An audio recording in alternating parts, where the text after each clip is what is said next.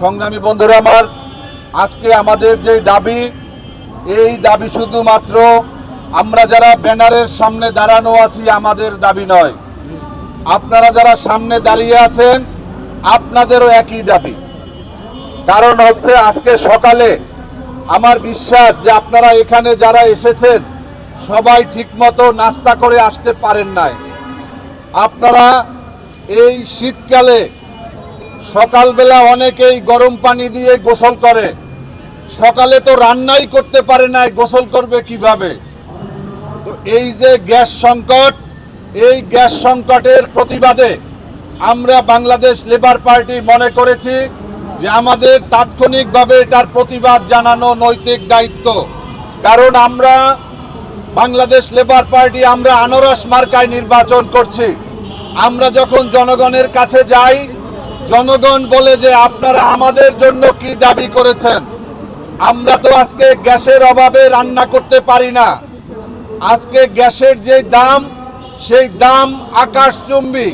প্রতি মাসে এই রেগুলেটরি কমিশনের কাজ হচ্ছে এলপি গ্যাসের দাম বাড়ানো।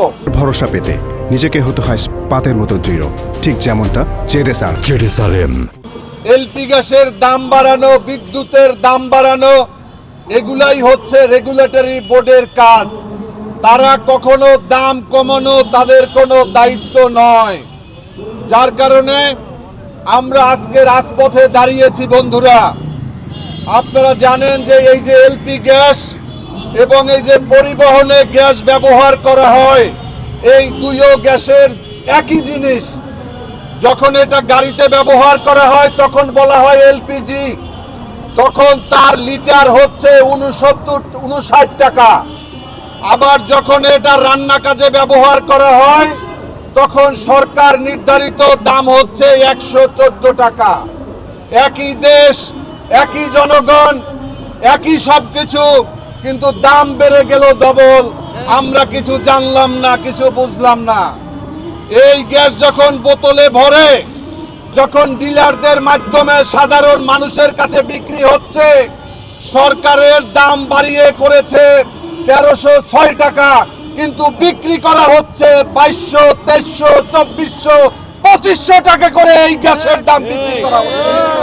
আজকে জনগণ যেই গ্যাসের দাম হওয়ার কথা ছিল 720 টাকা, সেই গ্যাস 2500 টাকা করে বিক্রি করছে।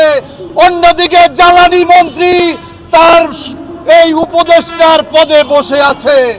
আজকে তো এই জ্বালানি উপদেষ্টার উচিত ছিল এই গ্যাসের দাম নিয়ন্ত্রণে না করার কারণে, ব্যর্থতার কারণে তার পদত্যাগ করার উচিত ছিল।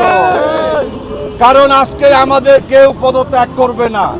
না রাজনীতিবিদ ব্যর্থতার দায় স্বীকার করবেন, না এই আমলারা ব্যর্থতার দায় স্বীকার করবে। কারণ যদি কারো এক কান কাটা যায়, রাস্তার এক সাইড দিয়ে হাঁটে, আর এক সাইডে কান আটকিয়ে রাখে হাত দিয়ে। এখন তো সবাই দুই কান কাটা, যার কারণে তারা দেদারছে রাস্তার মাঝখান থেকে এই আমলারা, এই রাজনীতিবিদরা, তারা সবাই চলাফেরা করছে। আজকে নির্বাচনে বড় বড় রাজনৈতিক দলের বড় বড় প্রার্থীরা তারা জনগণের কাছে যাচ্ছে। তারা, আপনারা দেখেছেন যে হলফনামায় তাদের চিত্র ফুটে উঠেছে। কারো বাৎসরিক আয় হচ্ছে 3 লাখ টাকা, কারো 4 লাখ টাকা। তাতে তাদের প্রতি মাসে 30,000, 32,000 টাকা আয় হওয়ার কথা, কিন্তু তার পিএসের বেতন হচ্ছে 70,000 টাকা, তার ড্রাইভারের বেতন হচ্ছে 60,000 টাকা, তার বাসার কাজের বুয়ার বেতন হচ্ছে 30,000 টাকা, এবং তার যে বাজারও তার দাম হচ্ছে 2 কোটি, 3 কোটি, 4 কোটি, 5 কোটি টাকা করে তার গাড়ির দাম।